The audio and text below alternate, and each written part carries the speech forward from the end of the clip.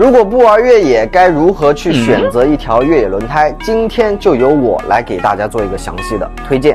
这款 AT3 采用的是咬合式的花纹块设计，铁钩形状的花纹增强了在复杂地形上的牵引力，同时花纹块之间受力均匀，还可以减少水滑现象。花纹沟槽还有防夹石子的功能，而且这款轮胎采用软质的一个胶体，可以有效降低轮胎的胎噪，而且我们的轮胎胎体结构都是做到了 LT 加厚，且有加强的侧壁，能够抵抗穿刺和损伤。